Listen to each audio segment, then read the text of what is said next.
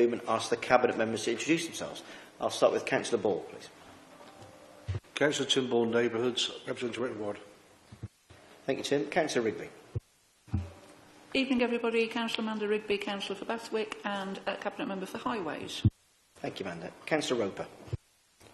Yes, good evening. Councillor Paul Roper, Councillor for Kingsmead Ward and Cabinet Member for Economic and Cultural Sustainable Development.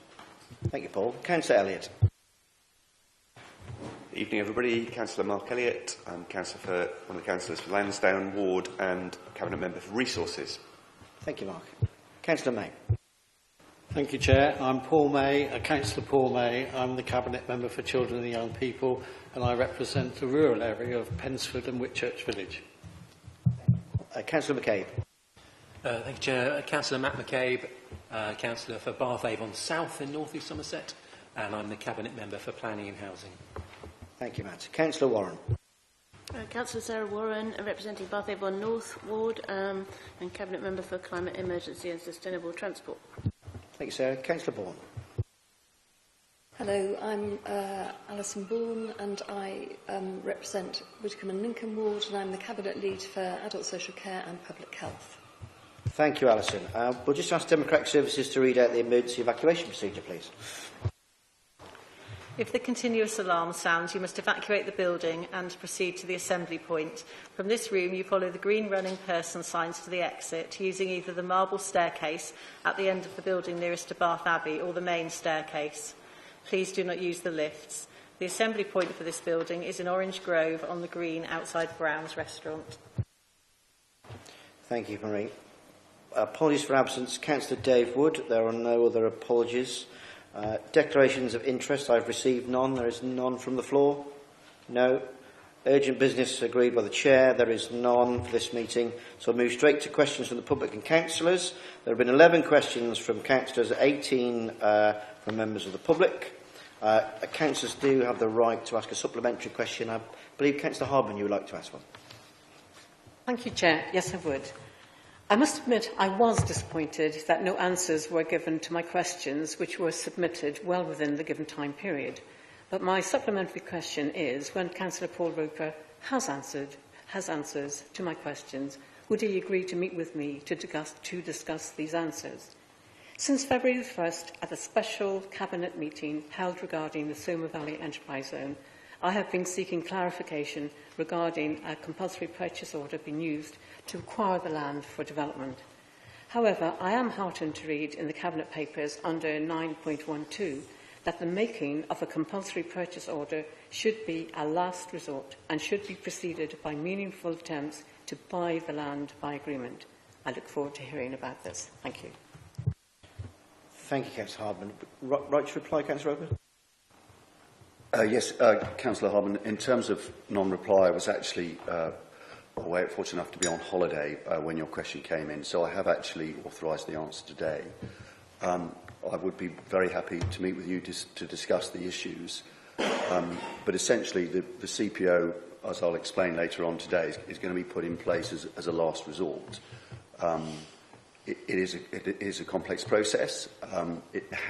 We have to put it there to be in place, but we'll only use it if we absolutely have to as a last resort.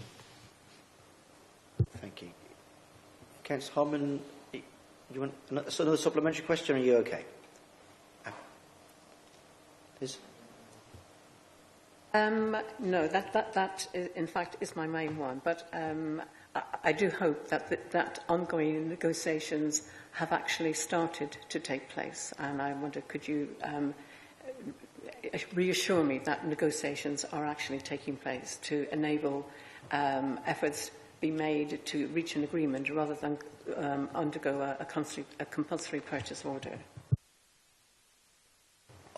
There are 40 landowners involved, but I'm very happy to get an update of where we've got to with the negotiations. I'm afraid I can't report on each individual case at the moment, but I'm very happy to report back to you when I get a detailed response from officers. Thank you, Councillor Hardman. We'll move on to item number 7, as petitions and statements from the public and councillors. We have Chad Allen to start. When you're ready, Chad. Do you want to just turn your microphone on, Chad, if that's okay? Thank you. Is it possible for the council to actually clear up some more pathways, because there's a lot of pathways actually being covered by English ivy and debris, so people can't actually walk down the pathway.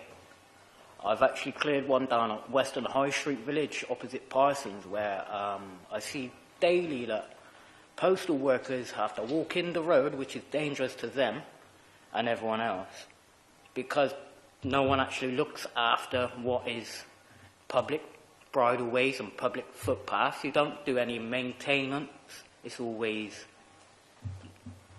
you don't do it.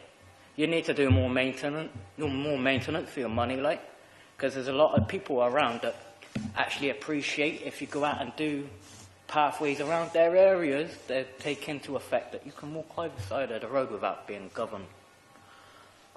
Is it possible to also have new water fountains in all graveyards that the council have now taken over from the church, please, to water your wildlife and your hedges in this summertime and every time of the year? This would then help your CO2 production. So along Lower Bristol Road by the gym, there's about, I'd say, 100 conifer trees that do about 3 tons of carbon dioxide per year, per tree, being completely destroyed. Now, I've counted the trees, and there's roughly about 1 million tons of carbon dioxide per year. If you don't maintain the trees, you'll lose that CO2 production and what have you in the near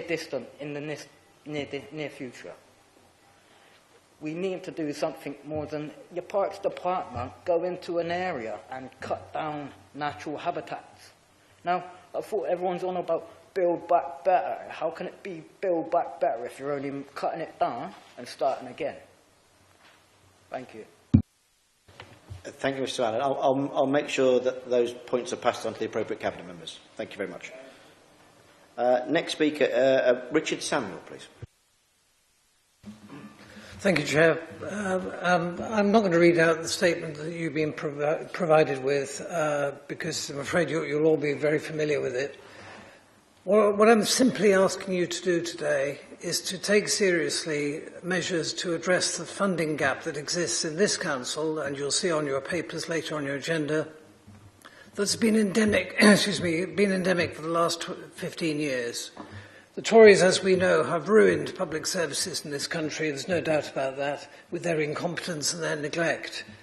And every day seems to turn up a new example. Today it's prisons and the problems in the water industry.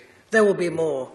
What I'm basically saying to you, though, is unless this council begins to assemble its own case for new ways of raising funding, somebody else will do it for you, and they'll do it in a way that you may not like. So you need to take the initiative. The local government funding formula is completely obsolete and no longer fit for purpose. Central government funds, coffers are empty. And this issue will not go away. You will have to grip it somehow. And part of that gripping means coming up with new ways of finding funding. So in the paper I've mentioned the old chestnut of a tourist levy. That is something that you will have to return to without a doubt. But there are new ideas that could come forward. So, for example, in France, the income from property sales goes partly to the departments, the regional government, and some to central government. Just think what income from property sales across the country would raise for each local area. The other point I want to leave you with is to make the point that whatever Bath North East Somerset Council comes up with in terms of possible solutions, you will be at the wrong end of redistribution of funding across the country. If you raise additional income here, some of it will go to other parts of the country, and possibly quite rightly. That has always been the case. So you need to think about that, but it's not for me to say what the list should be. That's a job for elected councillors. But what I'm saying is there is a window of time in which to do this, and the window will close very quickly, because once central government has made up its mind about how it's going to deal with the crisis in local government, it will be too late to lobby. And the Council has done this very successfully in the past. We did it when we were facing terrible circumstances during COVID, and we took the case directly through to the ministers, and it brought some benefit. So it is worth doing, and you may wish to use some of our new local MPs for that purpose. So, Chair, that's the key point I wanted to make. Be proactive here, don't be reactive to what will come. Thank you, Councillor. I should say Councillor Samuel then. I almost like re-promoted you to your old job. Thank you, Mr Samuel. I totally agree with your comments. There is a small window of opportunity now to work positively with the new government, and I will work closely with Councillor Elliott and the finance team to put together a list of options that we could put to central government, and I also believe that working closely with our 3 MPs in the region and maybe doing a joint letter with them would be proactive. So thank you very much for your comments. Cerys Humphreys next. I want to make it clear I'm speaking solely in a personal capacity, and also that I do not live in one of the current livable neighbourhood trial areas. I'd much prefer to be making this statement at the council meeting next week, because I'm not talking about anybody on Cabinet. But there was no space, so I'm afraid you've got to hear it. In the April council meeting, councillors unanimously resolved the council should sign up to the Local Government Association's Debate Not Hate campaign. They noted increasing levels of toxicity in public and political discourse and wanted to see prevention, support and responses to abuse and intimidation of local politicians improved to ensure councillors and officers feel safe and that councillors are able to continue representing their residents. What the resolution left out was any consideration of the toxicity in treatment of members of the public by politicians, so I'm here to put that right. How is it okay for any councillor to engage in and use his position to widely promote a campaign that publicly and loudly points the finger of responsibility at residents for the existence of an ETRO that is the decision of a local council? How is it okay for parish councillors to share with thousands of people such a campaign targeting residents? How is it okay for these politicians to stand by and do nothing when the consequences of their actions play out in the residents they pointed at being harassed online and accosted on the street, in officers being subjected to horrendous abuse in public meetings and in road workers being abused in the street? I hope Baines has measures in place to support staff who are subjected to such hate and bullying, but how is it okay there's no support for the residents who are being subjected to bullying and harassment, often by unidentified individuals? How is it okay for a councillor in a council meeting without challenge to make assertions about congestion and air pollution which are unsubstantiated and which he appears to lack the understanding to comment on, and to ask residents questions about data that it isn't their responsibility to know? How is it okay to gaslight residents like that, who have in their own time come to express their own personal views to council? Councillors were correct to condemn the levels of toxicity in public and politics, but your resolution didn't go far enough. A zero-tolerance approach to abuse should not just apply to councillors and officers, but also to the way politicians treat others. It's not enough to challenge the normalisation of intimidation and abuse only against councillors and officers. Residents engaging in good faith with council policies should be entitled to the same respect and support from councillors. All residents had the opportunity to participate in multiple phases of widely publicised consultation over a period of more than 3 years, as well as the current ETRO consultation phase. Politicians need to think before they use members of the public as a political football because they chose to participate. Politicians who do this need to be challenged. I ask you to consider what more can be done to support residents who are being targeted as a result of such ill-considered political campaigns. Thank you. Thank you, Mr. President. I fully agree with the comments that you've made. Just to reiterate for my benefit, that you're not referring to anybody that's in this room at the moment, are you? No, I'm not, and I would have come to council next week if there'd been a space. Thank you very much, and thank you for your statement. We'll move on to Stefan Steinhoff, please. Yeah, good evening, and thank you for the opportunity to talk to you. I'm speaking as a local resident on New Sydney Place to express my support of this council's Livable Neighbourhood programme in general and the through traffic restriction trial on Sydney Road in particular. We are now halfway through the trial period. We have seen some immediate opposition to the closure of Sydney Road on social media and the press, only days into the trial often. But we have also seen a lot of positive feedback, and this includes responses from neighbours in adjacent areas who had been rather sceptical before, from people travelling through the area, visitors to Sydney Gardens and the canal, as well as children who tell us they are now walking to school since the bollards have been put up. So let me just reiterate a few points that seem easily forgotten in this debate. Sydney Road was a classic example of a residential road being used as a shortcut for a trunk road. This resulted in excessive speeding and huge traffic volume, all well documented by community speed watch sessions, the police, and so forth. These issues were the greatest concerns expressed by residents in the public engagement report of January 22. As reflected in Bain's baseline monitoring before the trial, our own traffic counts too consistently show that this residential road was used as a main artery into and out of Bath. Having said all that in relation to this particular trial, the central goal of the LN program is a reduction of motorized traffic in Bath. Therefore, we must look at the long-term rewards of the scheme. The Sydney Road LN is only the start. It takes time to change travel behavior and car ownership levels. And I'm speaking here to you as someone who does live with the voluntary inconvenience of not owning a car myself. The Sydney Road LN is pivotal for Bain's overall LN strategy, which is to encourage people to walk, wheel or cycle short journeys if possible. This LN cannot be assessed in isolation, but is part of a bigger picture, the promotion of safe, active and more sustainable transport for the whole of Bath in the light of climate emergency. We need LNs as active travel corridors. They are transformational schemes that make it safer for everyone to move around actively. The streets belong to all of us, not just motorists. So this program, your program, has had huge support in the multiple stages of public consultation open to everyone, as you say. It was prominent on the Lib Dem manifesto in the last local elections, again with overwhelming support. And the recent general elections, again, endorsed those standing up for livable neighbourhoods in Bath. So please be assured of that public support and continue the policy you started. Thank you. Thank you, Stefan, for your comments. Final speaker, Councillor Dave Harding. Thank you. Cabinet, I'm here this evening to talk to you about two community resources in the Chew Valley. The first is the children's play area in Stanton Drew. This much used and much loved play area features the typical equipment for the children of the village to climb and balance and swing on, as you would find in many areas across the district. However, the equipment is ageing and decaying. The wooden construction is constantly being patched up and repaired. But this can't continue much longer, and the equipment will soon need to be condemned.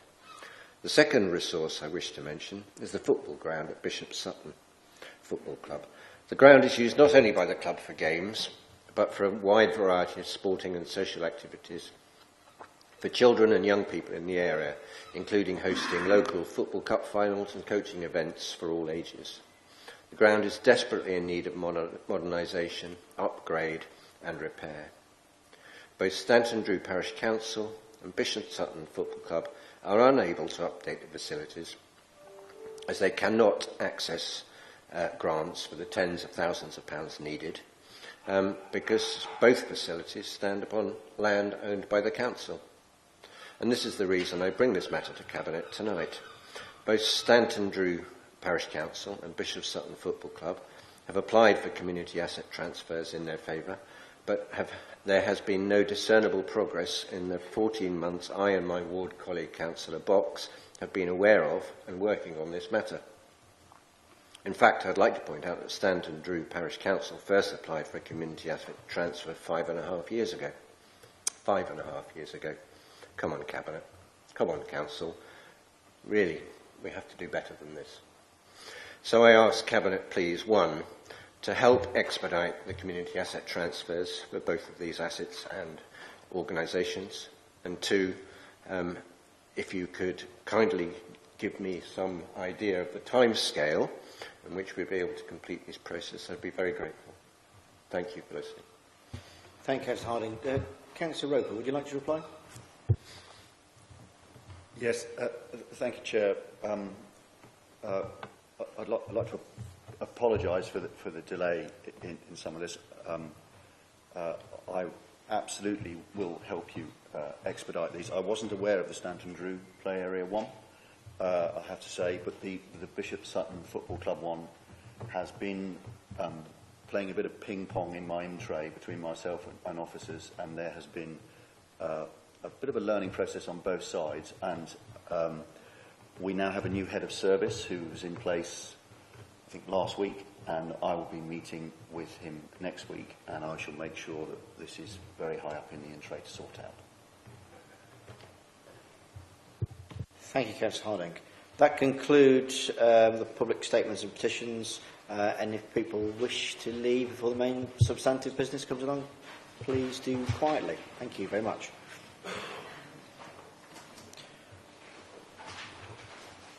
Right, moving to item number 8, which is the minutes from the previous meeting, which is 6th of June 2024. Can I see a mover? Councillor May, somebody to second the minutes? Councillor Ball. All in favour is a true record? It's unanimous. I will sign them now. Thank you, mate. Okay, item number 9, consideration of single member items. There is none. Item number 10 is consideration of matters referred to by policy, development, scrutiny bodies. There are none. Item number 11, recent single member decisions that have been taken. I ask the Council to note in the report. Thank you. Item number 12 is the first report of the meeting, which is the Transport Action Plan map. I ask Councillor Rigby to propose, please. Thank you very much, Chair. In transport, perhaps more than any other field, the whole is so much greater than the sum of its individual parts. And when faced with a multitude of individual measures, it can be difficult to see the bigger picture. Looking at all the individual transport schemes in isolation makes it difficult to see the grand scheme of things and understand how the programme is working in concert to address the areas of need within Bath and North East Somerset. This is why we're moving towards having our Transport Action Plan. Over the next 3 years, we're investing an unprecedented amount in transport interventions across the whole of Bath and North East Somerset to deliver more travel choices for our residents and visitors. We will be delivering a combination of nearly 200 new programmes, policies and schemes to take us a significant step forward in meeting our strategic aims and deliver on our Council objectives. The Transport Action Plan provides a greater transparency on the proposed interventions, and this enables our residents to have a greater say on our plans to achieve net zero goals, provide more travel choices and improve accessibility to jobs and services. We have been working on an interactive map which will bring together all the proposed interventions, making it much easier for residents and visitors to see what's proposed in their areas. This map will be the main tool for residents to view all the transport proposals in their area and be signposted to further information. This will include consultation dates, scheme details, funding status and construction timelines. In its first iteration, the map will comprise areas that we have under our control, e.g. our council schemes, but it will also expand to include WECA schemes and third parties such as Wessex Water or Network Rail, who also have to do work on our highways. It will be fully reflective of our hierarchy of users, which has been re-emphasised by the recent Highway Code revision, which emphasises that pedestrians and wheelers are at the top, cyclists second, public transport next, and private cars last in terms of allocating scarce road resource to different types of users. We will keep the information contained within the map as up-to-date as schemes progress and provide the relevant contact details for each scheme so residents can seek further information. We expect this map to be available on the Council's website from the 2nd of September this year, and will work with our strategic partners to include new information interventions as and when they arise. This is not an aspirational forward-looking plan. We have all those separately. This is intended to be and will be the definitive source of what is happening when in our road network. In the way that our residents and businesses can check what's happening with planning applications in their vicinity, or indeed they become the local binfluencer by checking the website Refuse and Recycling and working out what right-coloured bins to put out first so the rest of the street follow them. This will be the way to know what highways stuff is happening, when, where and who to ask for more details. I cannot in any way say that this has been an easy piece of work to commission and to get to this stage. The officers are to be commended for their work, and I look forward to the map being live in September. I therefore move recommendation 2.1, Chair. Thank you, Councillor Rigby. Councillor Warren, second. Yes, I'm delighted to second this. This piece of work is really important. Example of the way in which we're trying to just generally make improve openness and to make finding out what's going on at the council more accessible. And absolutely, as Amanda says, it's in contrast. This morning at the Policy Development and Scrutiny panel, we were discussing forward-looking plans, and this is about what's happening now in the coming months and year or two. So it's an excellent piece of work. Thank you, Councillor. That's been moved and seconded. I'll move to the debate. No? And then I'll move to the vote. Would you like to sum up, Councillor Rigby, or shall I move to the vote? We'll move to the vote. All in favour? Oh, no, sorry. Let's use the electronic voting. Oh, no, it's that one, isn't it?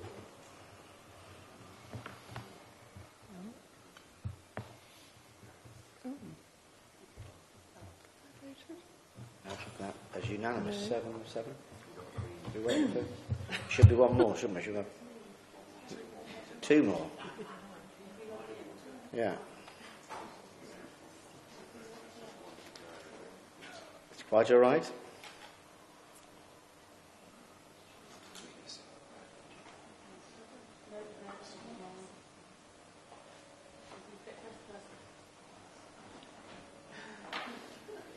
Done.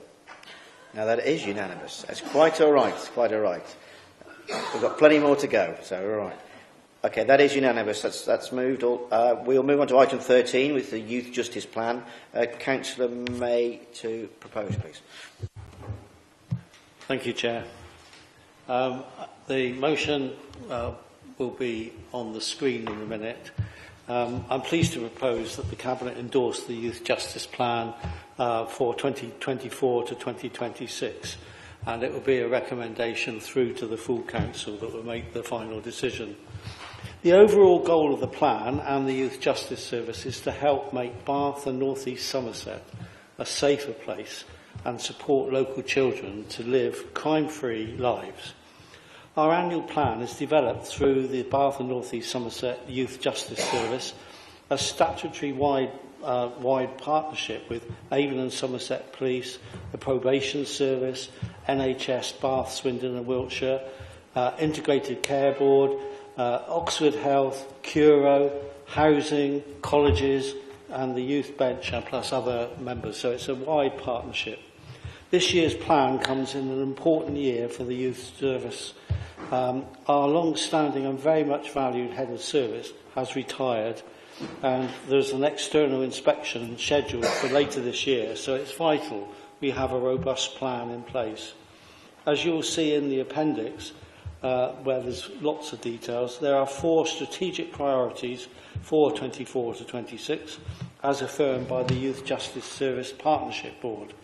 Firstly, working to reduce disproportionality. This means working to reduce the overrepresented groups in BANES who are in the Youth Justice Service, such as children with special education needs and from minority ethnic backgrounds. We have clear targets for our future efforts to tackle overrepresentation. Secondly, strengthening participation for children and families within the service and continuing to develop more collaborative approach with working with them. This includes initiatives such as focus groups, new ways of gathering feedback and more support.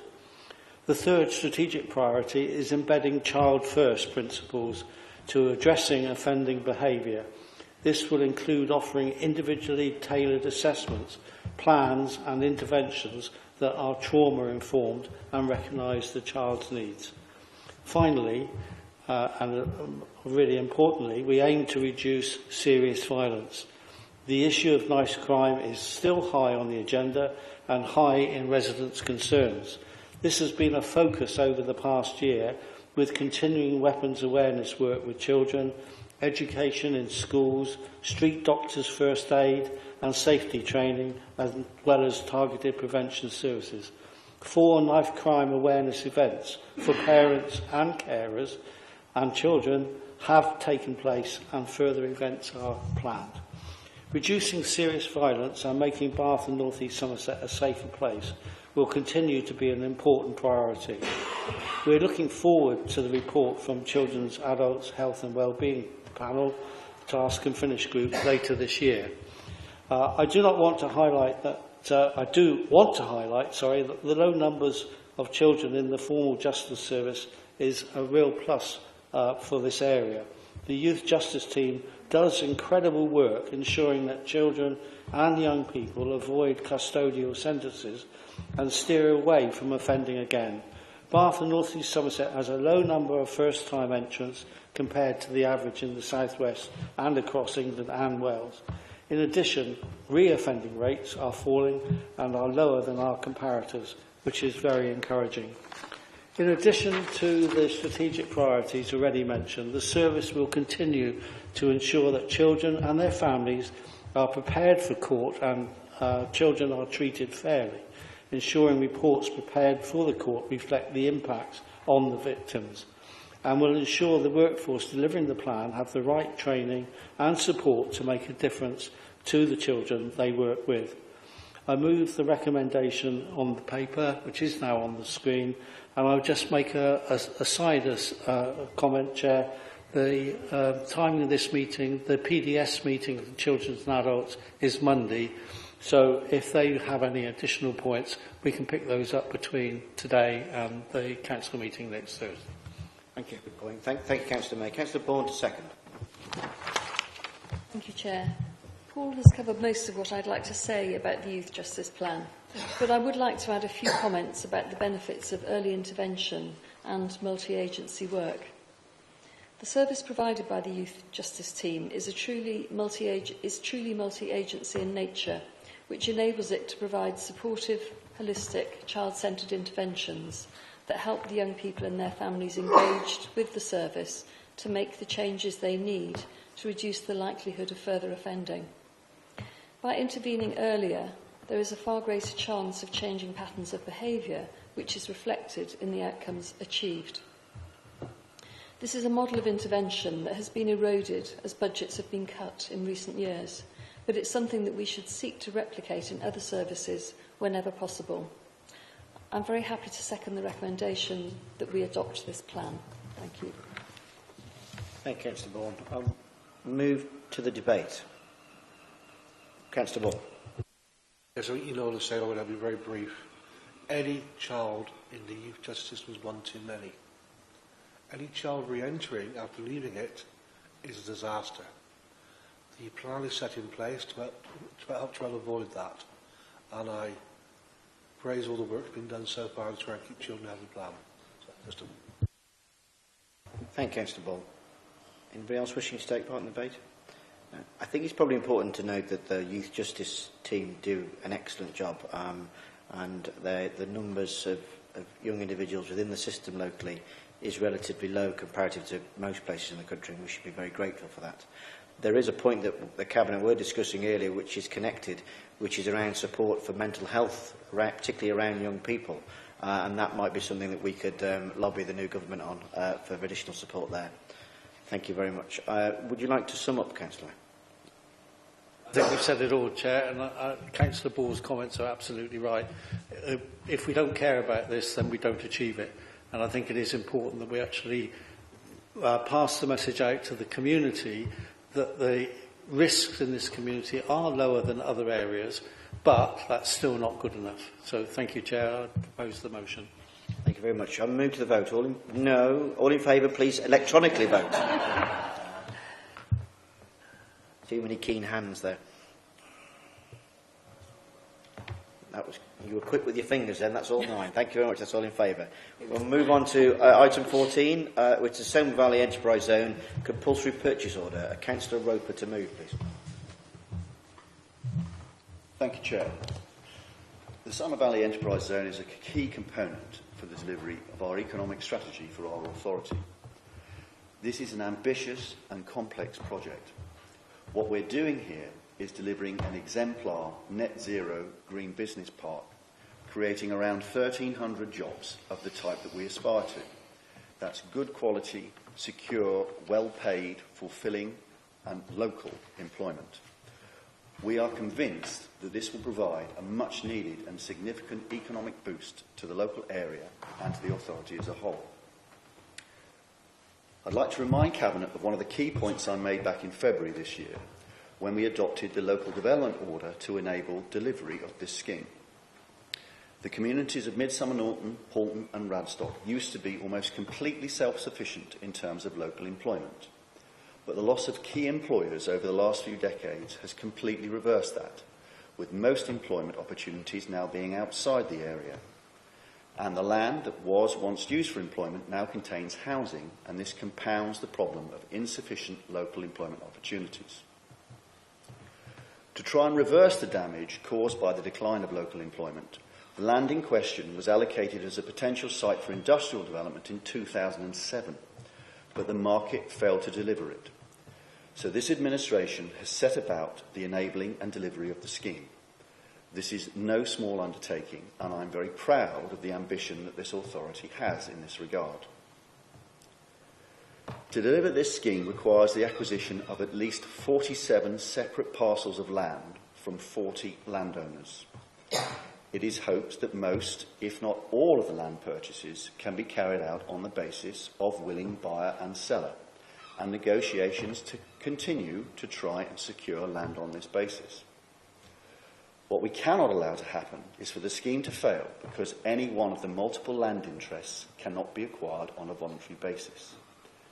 It's therefore deemed necessary to have the powers to compel, and these powers are enshrined in a compulsory purchase order. In short, this will enable delivery of the scheme. On 1st of February this year, Cabinet approved an in-principle decision to pursue a CPO process, and this paper before us this evening enables officers to progress to the detailed phase of the CPO process. And I think you can get a flavour of how complicated it is purely by the number of pages just in this initial paper this evening. Now, I'm acutely aware of the sensitivities of this and also the implications it has on the landowners affected. I'm also aware of the continued resistance by some to the creation of this employment site. What we do believe, however, is that the benefits to the local communities associated with the creation of the SVES do justify the use of this land. Indeed, for the CPO to be successful, we must pass certain prescribed tests for viability. We are of the view that our aspirations for the use of this land will meet the requirements for a valid CPO. And therefore, I'm happy to propose recommendations 2.1, paragraphs A through to I. Thank you, Chair. Thank you, Councillor Roper. Councillor May to second, please. Thank you, Chair. I wish to second this motion. I've been associated with this area for over 20 years. The community of Midsummer Norton has seen a combination of two major pressures. First, because so much of the area of Bath and North East Somerset is greenbelt, Midsummer Norton, Poulton and Radstock have seen high levels of new housing. Secondly, many of the traditional major employers in the area have disappeared. This has caused a real community need for more employment, including to provide young people with local job opportunities and training. The pressure created by local people having to travel to work is awkward for them and is contrary to the needs to reduce car travel. This local authority does not ever lightly use CPO powers, but this is a case of the sub-regional need versus the local concerns. We do not take local concerns lightly, and I've seen how hard the council officers have worked to improve the designs in response as much as they can. We have worked towards local agreement, but if that cannot be achieved, then we have to consider this proposal for the future benefit of the wider community. I am therefore pleased to support these proposals, which are complicated but necessary to move the overall scheme forward. Thank you, Chair. Thank you, Councillor May. I will move to the debate. No? Councillor Roper, would you like to sum up? Yes, thank you, Chair. I just want to reiterate that this is not a decision to be taken lightly, and if these powers are granted, we'll only use them if absolutely necessary and as a last resort. It's our preferred route to reach a negotiated settlement with all interested parties. And we are holding, I think the week after next, a key stakeholder group meeting with officers in attendance. We have a question and answer FAQ questionnaire going out to all the landholders. They do have the power to object to the CPO, and if that happens, it will go to public inquiry and the Secretary of State will make the decision. And I think it's also important to remind people that if the CPO does go ahead and we have to resort to some landowners using the CPO process, they are compensated at fair value. And the principle of compulsory purchase compensation is generally to place the owner of an interest in no better or worse position than prior to the compulsory purchase. So they should get fair value for their land, even under the compulsory purchase system. And the compensation is assessed and paid in accordance with the Statutory Compensation Code, which applies to the compulsory acquisition of land, property and other interests. And in addition, property owners can also claim reasonable costs incurred in the transaction, including surveyor's fees, etc. So whilst it's not ideal, I'm afraid we have to have this tool in our pocket to ensure we get delivery. Therefore, I propose we move to the vote. Thank you. Thank you, Councillor Oakbrook. So, electronically, all in favour?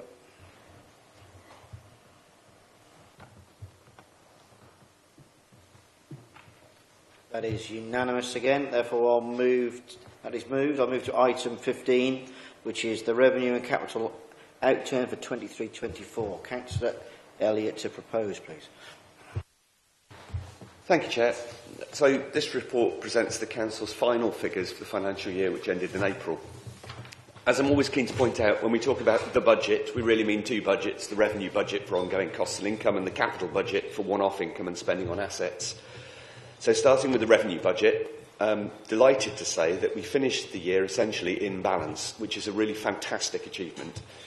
In order to recognise how much of an achievement, it's worth reminding ourselves of a little history. The report covers the financial year which started in April 2023. We were only 6 months on from the disastrous Truss-Kwarteng train crash. Inflation was still very high, borrowing costs were still rising rapidly, and the impact of inflation on the Council's contract spending was pretty severe. By October 2023, it was clear that without urgent action, the Council would be severely over budget by year end. The projection at that point was for a 6.5 million negative position. At that point, we implemented corporate interventions such as recruitment and vacancy controls and controls on all non-essential spend, and we asked directors to develop mitigation plans for individual departments. By the end of December, through those actions, the projected position had improved, but we were still looking at a 1.7 million negative position by April year end. So pulling it back to being basically on target by the end of the financial year is no mean feat, and all the council officers need congratulating on their joint efforts to achieve this. It's a position many councils will be very envious of. However, we cannot be complacent. The reality is, as you can see in the report, that whilst the budget came in balanced overall, the variances between departments were really quite large. Most obviously, and as I've been saying since I took on this role, social care costs, particularly in children's services, face eye-watering rates of increase. As we'll hear in my introduction to the next report on the agenda, these pressures still seem to be ongoing. We also need to be vigilant about the overspend in waste and fleet management, where staffing costs were significantly higher than budgeted, and again there is continued pressure in that department. That said, we should definitely celebrate the success. Heritage Services continues to go great guns, with visitor numbers significantly higher than projected, and with visitor numbers high, our parking income is also up. I know everyone is aware how important our heritage assets and our tourism industry is, but I want to emphasise how fortunate we are to have these as council-owned assets, meaning that the income that comes in via tourism doesn't just get focused on Bath, but is then redistributed across the authority area, as it is used to help mitigate things like the huge increase in social care costs. Having a highly capable, commercially aware officers running these departments so successfully is one of the reasons why, despite the huge pressures in social care and elsewhere, we are able to balance the books while still having the 4th lowest council tax in the South West. Microphones. Oh, yeah, there we go. Turning to the capital budget, we spend just under 19 million less. We spent just under 19 million less than we had budgeted for in the year, 63.5 million against a budget of 82.2 million. While spending 18.7 million less than planned sounds great, what this really represents is mostly projects slipping into this financial year. So whilst it does save the council some money on financing costs, it's not necessarily a good thing. Ideally, we'd be budgeting for what we are actually able to spend, rather than overestimating the budget and then underspending in reality. Spending 77% of the capital budget is actually an improvement. Microphone's gone. There we're back again. Spending 77% of the capital budget is actually an improvement on the previous 4 years, as you can see from the bar chart on page 327 of the pack. And I'd like to see that trend continue. There is a genuine underspend of about 1.3 million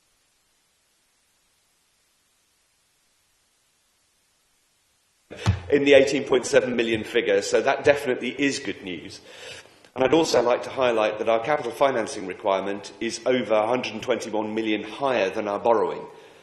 That's the gap between what on paper we could have needed to borrow in order to finance our capital programme and what we actually.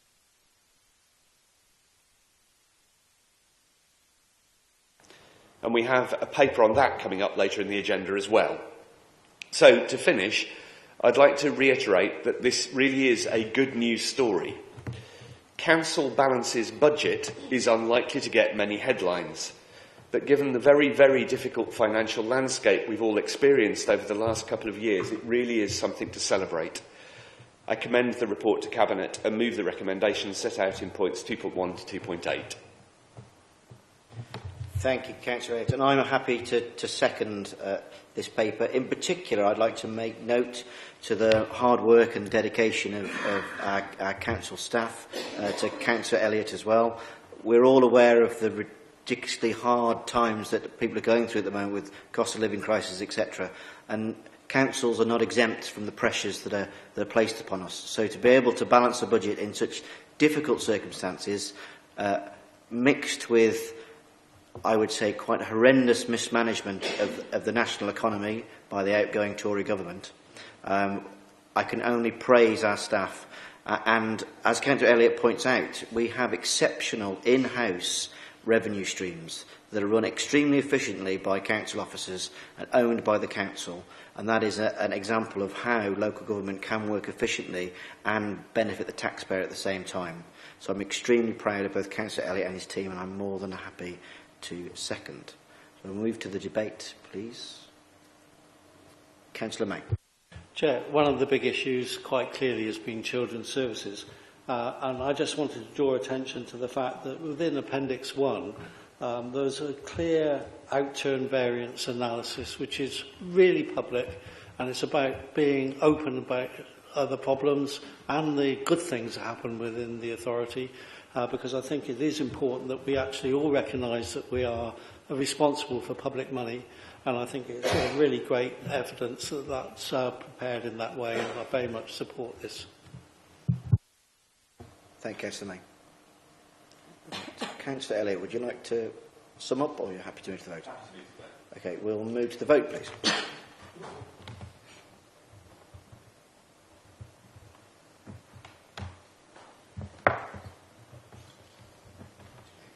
That is unanimous.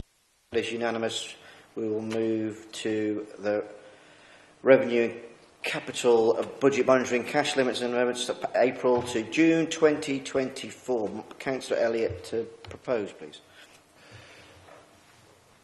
Thank you, Chair. So whilst the last report looked back over the 23-24 financial year, this report is looking at progress since April against this year's budget.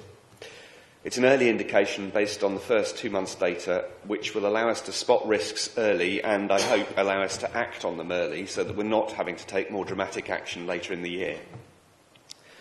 The main headline is that the pressure on children's services, which we experienced throughout last year, isn't showing much sign of abating. Of the 3.95 million forecast overspend we're currently projecting, nearly 2.5 million of it is in children's services.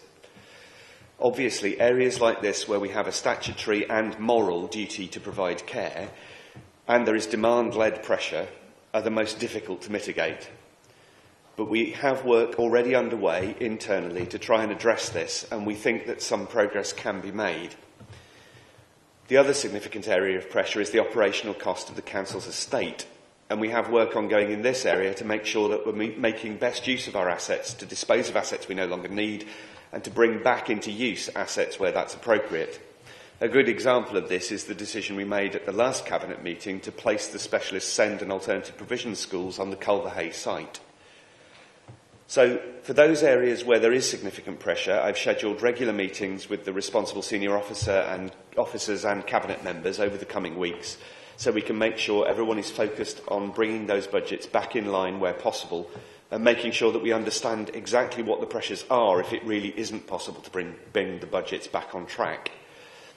With regard to the capital budget, we're currently projecting that we'll spend 64.8 million of the budgeted 76.6, and if we can keep that on track, we'll be at around 85%, which will meet the objective I stated earlier of improving upon the 77% we managed last year. So overall, the story is one of continuing pressure, but we've seen it early, and that gives us the best chance of being able to introduce mitigating measures before things get out of hand. Again, I commend the report to Cabinet, and I move the recommendations to note set out in 2.1 to 2.4 of the report. Thank you, Councillor Elliott. Councillor Ball, second. Second. Don't make a vote. No, move to the debate. That's pre-stop. Councillor May. Thank you, Chair. Obviously, again, this is a real issue in terms of children's services and the pressures that are there. But we're talking about this now in July. We're not talking about it at Christmas time when the budgets are being prepared.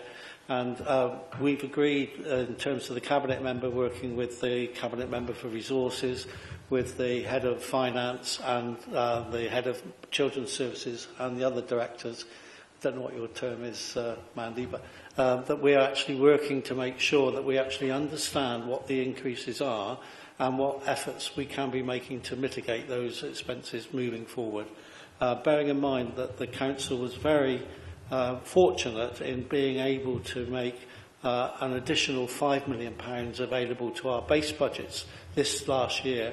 So this is not just about an increase, it's about an increase after an increase. So it is something that we feel quite passionately about, and we're working really effectively with the officers to try and mitigate those costs and trying to get back as far as we can. And the pressures around growth is really, really difficult. But we are an organisation, and we're talking about £35 million expenditure. We've got to look to see within our own organisation whether the saving is possible. So I'm looking forward to working with the Cabinet member on this. Thank you, Councillor May. I think that's the end of the debate. Would you like to sum up, Councillor Elliott? Fine, let's move to the vote. Move straight.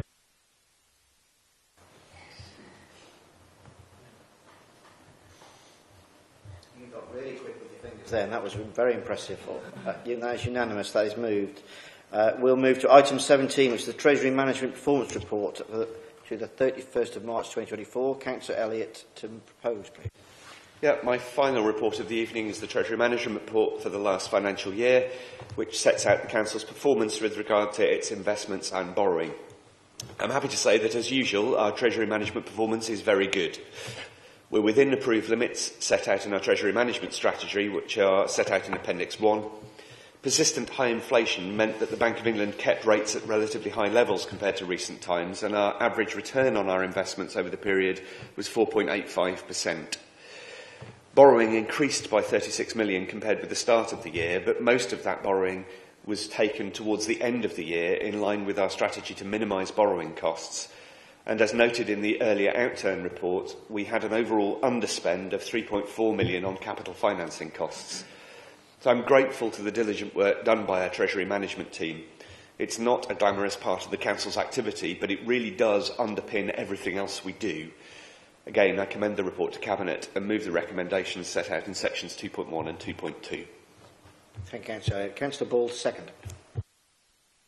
Happy to second. Thank you, Councillor Ball. We'll move to the debate. Excellent.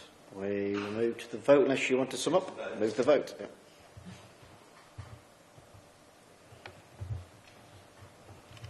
That is unanimous. We'll move to that's passed. We'll move to the last item of the evening, which is revision to strategic performance indicators. Councillor Rigby to move a proposal, please. Thank you, Chair. I'm glad you've acknowledged that this is the highlight of our evening. To be serious for a minute, strategic performance indicators and the quarterly and annual reports they trigger, it might not seem like the most interesting topic.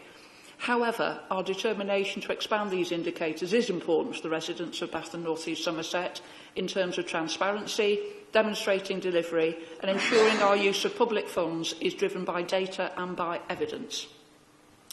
Belief in transparency means that we collect, monitor and we report data regardless of what that data says.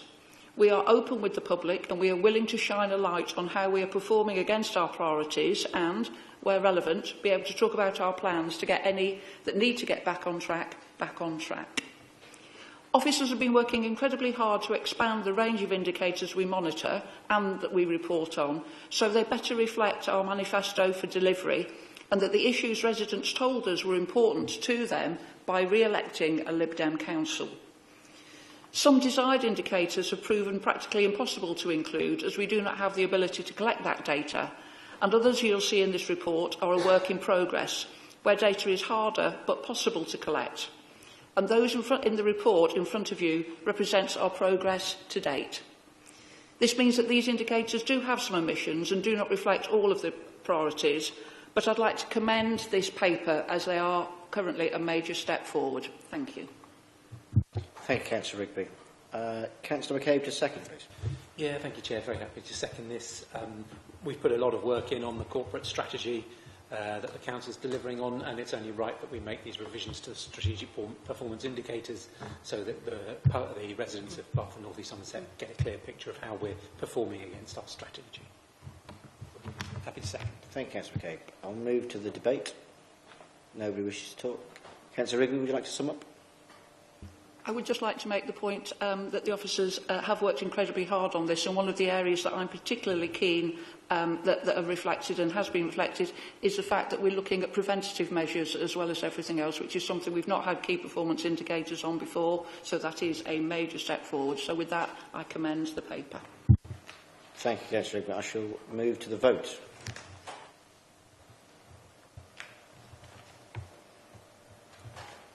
That is unanimous. So I'd like to thank everybody for taking part, all the members of the public, all the speakers, thank the Cabinet and the officers, and I will close the meeting. Thank you very much, everybody.